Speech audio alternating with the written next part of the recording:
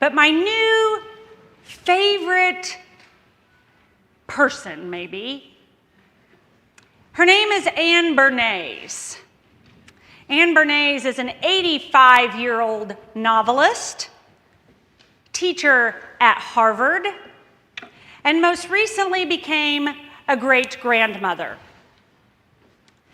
And after she became a great-grandmother, she did something a bit unusual. She dyed her hair blue.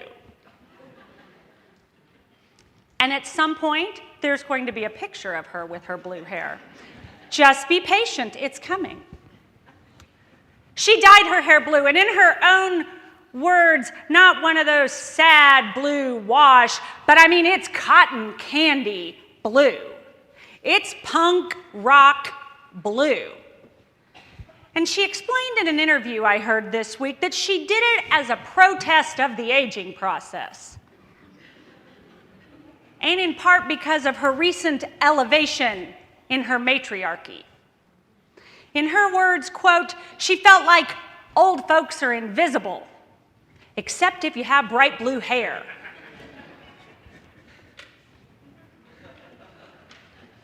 And as I listened to this interview this week, I realized that listening to her, it felt like her blue hair was less of a protest and more of a celebration. You see, it felt to me like this was a woman celebrating her vibrant maturity. Now, if you really want to know about her vibrant maturity, you have to go back and listen to the NPR podcast of that, because this is a family service. You know where I'm going with that? This, for her, was a celebration of being comfortable in her own skin and in who she had become. A celebration instead of a pity party. Because sometimes you just have to have a little fun, right? As my new friend Anne says, sometimes you just have to set aside your wrinkles and your lumpy places. I love it that that's what she calls them, her lumpy places. You just got to set that aside and dye your hair blue. All the while saying, what the heck? Why not? And Thanksgiving is a good day just to celebrate. Here she is.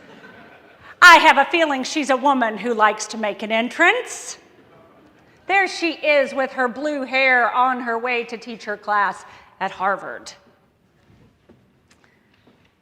Thanksgiving is just a day to set aside and celebrate. To put aside our family drama and disagreements around politics with your weird cousin Frank and just have a little fun. We set aside our fears and concerns about terror and just celebrate all the things we are grateful for, all the blessings of the year. There's no expectations around presents and wrapping. There's no stress around shopping for a sweater. Just fun. And pie, because there must always be pie. And wine. Speaking of wine, do you know what Thursday was? Anybody know what Thursday was? Oh, come on. Thursday was Beaujolais Nouveau. I took French in high school. Beaujolais Nouveau Day is marked in France on the third Thursday of November. And most years it's celebrated with fireworks and music and a big festival. It is to celebrate the first wine of the season. And I heard about it on NPR this week on my way into work, and there was a reporter talking from Paris about Beaujolais Nouveau and about how Thursday was a welcome respite for many folks in Paris, a time to set aside the chaos and the fear that had overtaken the city and just have a little fun. And I read a news article about one Parisian who said he normally scoffed at this celebration because it was more about savvy marketing than it really was about good wine. And he said, this year is different. The Beaujolais isn't very good. But everyone will go out on purpose tonight. Tonight, we won't care how it tastes. Some might call that, some did call that, an act of defiance by the Parisians. I call it an act of celebration. I mean, really, what could be more French than snubbing your nose at the haters and throwing a good party? And now, on this fourth Thursday that is coming here in November, we too have an opportunity to throw a party. A party that has been overtaken by Christmas and has become a holy day for certain football games. But I love Thanksgiving. It's my favorite. I refuse to listen to the radio station that has the carols on it. I refuse to take down the pumpkins until next week. I love Thanksgiving. And in this season of gratitude, we have an opportunity to really reflect on the year before the craziness of Christmas officially starts. And of course, for the church, for us as Christians, this is the last Sunday of the liturgical year. Next week, with the first Sunday of Advent, we start anew. So this is the Christian New Year's Eve. So it makes sense that we should throw a party to celebrate all that this last year has seen. And as the psalmist says so beautifully, to remember that the Lord has done great things for us, and we rejoiced. But you know, in order to rejoice, you have to stop long enough to reflect on all the great things that have happened, to stop and think about all the ways and places that you saw God at work in the world this last year. And it's funny, I see people regularly doing that on Facebook. Now, I don't exactly know how it works, I have to admit, but every once in a while, people post memories from Facebook. They magically appear on your Facebook feed, and it says, oh, a memory. And this week, one of our dear friends from Los Angeles posted a memory that he had done about 3 years ago when our daughter was in kindergarten. And it was an event I had forgotten about. And it brought a huge smile to my face in remembering it, remembering him, remembering how he loves our kids and how they love him. It was a moment of remembering and rejoicing. And I know many people think Facebook is a complete bunch of nonsense and has no productive or redeeming qualities. I know that. However, it is at this time of year when Facebook helps me to live out this passage from the Psalm. It helps me to remember all the things that God has done in the year and to take a moment and rejoice. You see, each time about this year, I have this small sacred ritual, and it involves Facebook.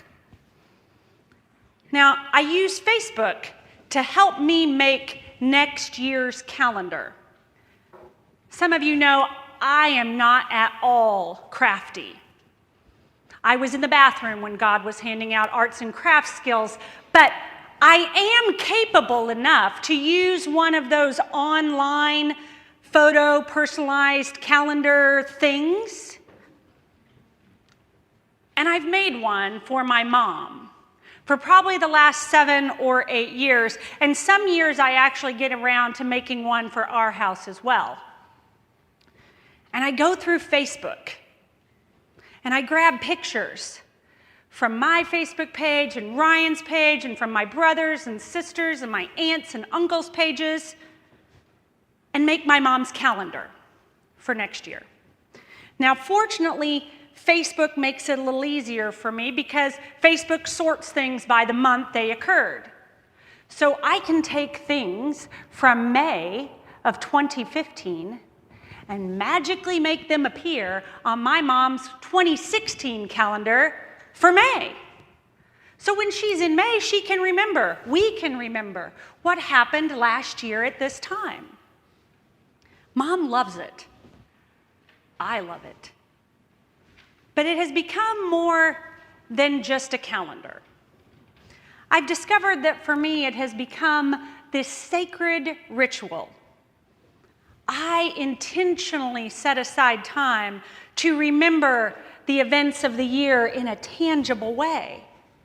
And then on Christmas, as a family, we have this tangible thing to look at and remember and to celebrate all that we have done and experienced. It's all right there on paper in one little book, even though we all live all over the world. And in some ways, that's what Katie put together for us for our offering meditation today. A look back at what we have shared as a community of faith this year. This year has been a lot. We've said goodbye to people. Some of us have moved across the country, some of us east, some of us west. We've said hello to new people. We've seen visions and we've dreamed dreams. We've laughed, we've cried. We have sat in painfully long meetings. We have sat in some that invigorated our spirits. We have sung hymns old and new. And this is a day to have a little fun and celebrate those things. And I hope you saw those pictures as they scrolled across the screen. Maybe one brought back a sweet memory for you. Maybe there was one that really brought a special smile to your face. I hope there was one that made you think, I am so grateful for this community. There certainly were a few of those in there for me. Days like this are important. Just like the psalmist and his community took the time to look back and think of all the great things of the year. I want us every year to set aside this day, this church New Year's Eve, that every year we look back and take stock of all the great things that God has done in and through and with us at Community Christian Church. And I hope that this little community ritual will inspire you personally. And that as you spend your week eating and drinking and celebrating, you will take some time and find an intentional way to reflect on all the ways the Lord has done great things in your life. And then rejoice. Maybe you go back and look at your calendar in order to remember. Or if you're like me and you still use one of those Franklin planning binders where you write notes from the day, flip back through that. Maybe it's your journal. Maybe it's even your Facebook. And if you don't have some tangible way to do that, perhaps it will inspire you to do that in the new year. Make it a discipline starting next Sunday for the first Sunday of Advent, an Advent New Year discipline. To make notes somewhere of the special moments that you want to remember and give thanks for next year at this time.